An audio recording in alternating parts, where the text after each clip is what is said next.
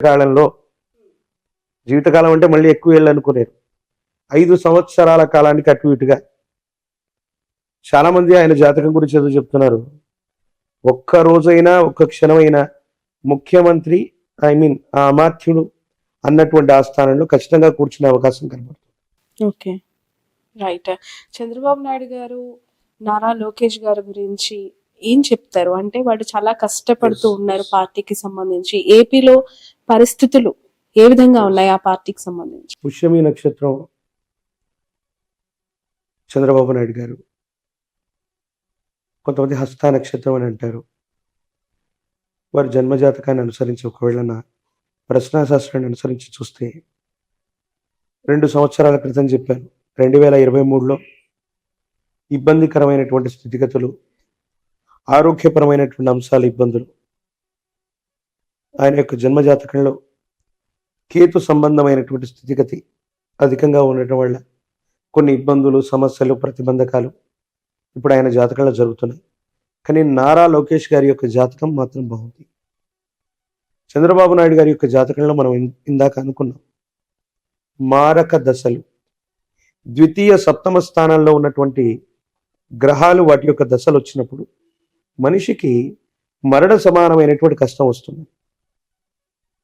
వారి యొక్క జాతకాన్ని నేను అనాలిసిస్ చేస్తే 2002, 2004 మధ్యలో సప్తమ స్థానానికి సంబంధించి శనికి సంబంధించినటువంటి దశ జరిగింది, అంతర్దశ. అలిపిరి ఘాట్లో ఓ పెద్ద ప్రమాదం సంభవించింది. అప్పుడు ఆయన ముఖ్యమంత్రిగా ఉన్నారు, మన ఉభయ ఆంధ్రప్రదేశ్కి ముఖ్యమంత్రిగా ఉన్నారు. అప్పుడు వెంటనే వారు బై ఎలక్షన్స్కి వెంటనే వెళ్ళిపోవడం, ముందస్తు ఎన్నికలకు వెళ్ళిపోవటం, రిజైన్ చేయటం. ప్రాణం మాత్రం కాపాడుకోగలిగారు, పదవి పోయింది. 10 ఏళ్ల వరకే మళ్ళీ ఆయన అధికారంలోకి రాలేదు. మళ్ళీ కమింగ్ టు ద్వితీయ సప్తమ స్థానాలకు సంబంధించిన స్థితిగతుల్లో అలాంటి అంతర్దశలు 2023లో మొదలయ్యాయి. కొన్ని చిన్న చిన్న ఇబ్బందులు, వెంటనే అధికారంలోకి రావటానికి ఆయన మేధస్సు, శరీరం, ఆరోగ్యం సహకరించలేకపోవటం. 2028, నేను మళ్ళీ చెప్తున్నాను, 2028వ సంవత్సరం ప్రారంభానికి అటు ఇటుగా మాన్యశ్రీ మాజీ ముఖ్యమంత్రి వర్యులు శ్రీ నారా చంద్రబాబు నాయుడు గారి యొక్క జాతకంలో ఇబ్బంది కలిగించేటువంటి దశలు ఉన్నాయి. ఆరోగ్యపరంగా కానీ, మరణ సమానమైనటువంటి కష్టాలు కానీ, తీవ్రమైనటువంటి ఇబ్బంది కలిగించేటువంటి గ్రహగతులు 2028 ప్రారంభంలో ఆయనకు సంబంధించిన వ్యక్తిగతమైనటువంటి జాతకం, నాకు తెలిసినటువంటి ప్రశ్నాశాస్త్రాన్ని సంయుక్తం చేసుకుంటే ఇప్పటికే ఆయనకు సంబంధించిన కొన్ని విషయాల్ని భవిష్యత్తుకు సంబంధించి నేను ప్రిడిక్ట్ చేసి చెప్పడం జరిగింది. మళ్ళీ కూడా చెప్తున్నాను, ఈ ఉభయ తెలుగు రాష్ట్రాల్లో, ఈ హైదరాబాద్లో సైబరాబాద్ సిటీ ఉంది అంటే, అత్యాధునిక సాంకేతిక పరిజ్ఞానం మన భాగ్యనగరంలో ఉంది అంటే ఒక గొప్ప అడ్మినిస్ట్రేటర్. ఆంధ్రప్రదేశ్ రాష్ట్రంలో అమరావతి రావాలన్నా, దేశం మొత్తం గర్వించదగినటువంటి రాజధాని నగరం ఉండాలన్నా అలాంటి గొప్ప వ్యక్తి అధికారంలోకి రావాలి. కానీ వారికి సంబంధించినటువంటి వ్యక్తిగతమైనటువంటి జాతకంలో ఉన్న ఇబ్బందులు, గోచార పరిస్థితులు, కొన్ని ఇతర కారణాలు, దేశ కాలమాన పరిస్థితులను బట్టి విశేషవంతమైనటువంటి జనాకర్షణ కలిగి ఉన్నా కూడా చివరి నిమిషంలో ఏదైనా ఇబ్బంది కలిగే అవకాశం ఉంది. అలాంటి వ్యక్తి అధికారంలోకి రావాలని మనమందరం కూడా సామాన్యమైనటువంటి ప్రజానికంగా మనం కోరుకోవాలి తప్ప వారి జాతకాన్ని అనుసరించి చూస్తే మాత్రం కొంచెం ఇబ్బంది ఉంది. ఇక లోకేష్ గారు, వారి యొక్క జన్మ నక్షత్రాన్ని, జన్మరాశిని, గోచార పరిస్థితుల్ని అనుసరించి చూస్తే మాత్రం చంద్రబాబు నాయుడు గారి యొక్క భవిష్యత్ రాజకీయాలకు ఖచ్చితంగా వారసులవుతారు. ఈ 5 ఏళ్లలోనే ఒక అస్థిరమైనటువంటి ప్రభుత్వం ఏర్పడితే గనక సమర్థవంతంగా ఆ దేశ రాష్ట్ర పరిస్థితులన్నింటినీ కూడా హ్యాండిల్ చేయగలుగుతారు. పార్టీ మొత్తాన్ని కూడా అధ్యక్ష స్థానంలో ఉండి నడిపించగలిగినటువంటి సమర్థతే కాదు, వారి తండ్రి గారికి సంబంధించినటువంటి యోగులు నాటిది భవిష్యత్తులో ఉన్నాయి, ఇప్పటికిప్పుడు ముఖ్యమంత్రి అవుతారని చెప్పారు. ఓకే. రైట్. జూనియర్ ఎన్టీఆర్ కి సంబంధించి చాలా వార్తలు వస్తూ ఉంటాయి కదా, మీ ప్రెడిక్షన్స్ ఏంటి? అంటే జూనియర్ ఎన్టీఆర్ గారు వస్తే టీడీపీకి పునర్వైభవం వస్తుందని, ఆయన రావాలని, రాకూడదని రకరకాల మాటలు వినిపిస్తూ ఉంటాయి. మీరేం చెప్తూ ఉంటారు? ఎన్టీఆర్ గారి తర్వాత ఆ ముఖ కవలికలు, ఆ మాట్లాడేటువంటి ఆ వక్తృత్వ భావన, ఆ శైలి చూస్తే ఎవరికైనా పెద్ద ఆయన చూసినటువంటి అనుభూతి అన్నటువంటిది కలుగుతుంది. వారు రావటం వల్ల టీడీపీకి అన్నటువంటిది మేలైతే ఖచ్చితంగా జరిగి ఉండేది, జరిగేది.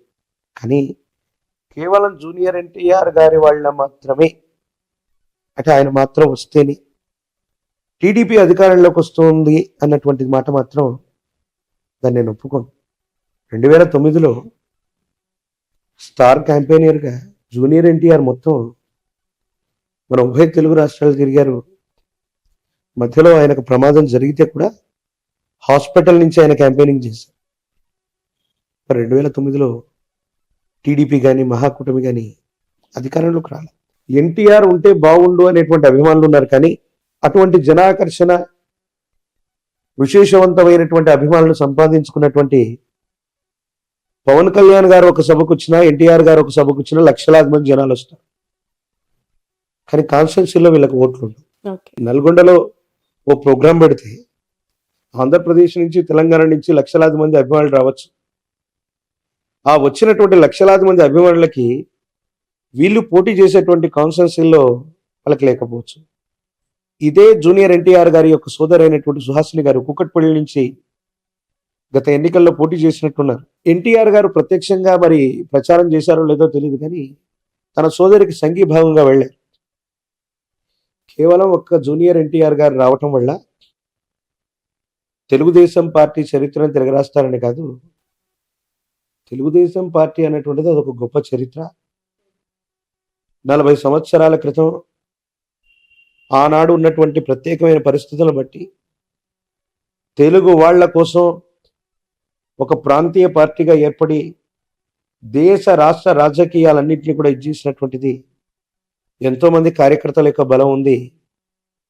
జూనియర్ ఎన్టీఆర్ గారు రావటం వల్ల అడిషనల్ ప్లస్ అవుతుంది తప్ప, వారు మాత్రమే రావటం వల్ల ఈ పార్టీ నిలబడుతుంది అన్నటువంటి దాంట్లో వాళ్ళ అభిమానులు బాధపడచ్చు, వారి అభిమానులు ఇదవ్వచ్చు. ఆయనకు ఆ ఉద్దేశం ఉండి పార్టీని బ్రతికించాలన్నటువంటి స్థితిగతి ఉంటే ఈ పార్టీకి ఎప్పుడో వారు వచ్చి ఉండేవాళ్ళు. నాకు తెలిసి ఆంధ్రప్రదేశ్ కాకుండా సమీప భవిష్యత్తులో తెలంగాణకు సంబంధించిన రాజకీయాల్లోకి జూనియర్ ఎన్టీఆర్ గారు వచ్చేటువంటి అవకాశం, అంటే తెలంగాణకు సంబంధించినటువంటి తెలుగుదేశం పార్టీ ఇక్కడ కొంచెం చాలా తక్కువగా ఉన్నటువంటిది ప్రస్తుతం ఉన్నటువంటి పరిస్థితుల్లో. సమీపమైన భవిష్యత్తులో ఈ కుటుంబ సభ్యులందరూ కూడా కలిసి తెలంగాణకు సంబంధించినటువంటి విభాగం ఏదైనా జూనియర్ ఎన్టీఆర్ గారికి ఇస్తే అది మంచి అడ్వాంటేజ్ అయ్యే అవకాశం ఉంది. తప్పనిసరిగా ఒక మంచి రాజకీయ నాయకుడిగా ఆయన రాణించగలిగినటువంటి యోగ్యత, ఆ పరిపక్వమైనటువంటి గుణాలు ఉన్నాయి. ఇది ఏపీ లేదా ఉభయ తెలుగు రాష్ట్రాలు మొత్తం జరగకపోవచ్చు, తెలంగాణ రాజకీయాల్లో క్రియాశీలకంగా ఉండేటువంటి అవకాశం, అది కూడా ఇప్పుడు అని చెప్పలేం, సమీప భవిష్యత్తులో జరిగితే జరగచ్చు. ఇక్కడ బీఆర్ఎస్ పరిస్థితి ఏంటి? కేసీఆర్ గారి ఆరోగ్యం కావచ్చు, కేటీఆర్ గారి లీడర్షిప్ అవ్వచ్చు, ఇకపై ఆశ్లేష నక్షత్రం, కర్కాటక రాశి, అష్టమ శని ప్రభావం ఒకటి కేసీఆర్ గారి యొక్క జాతకంలో ఉంది. గురు సంబంధమైనటువంటి బలం తక్కువగా ఉంది. ఆరోగ్యం, వ్యక్తిగతమైన జీవితం, భద్రతాపరమైనటువంటి విషయాలు, వీటిలో కొన్ని ఇబ్బందులు వచ్చేటువంటి అవకాశం ఉంది. ఇప్పటికే వారికి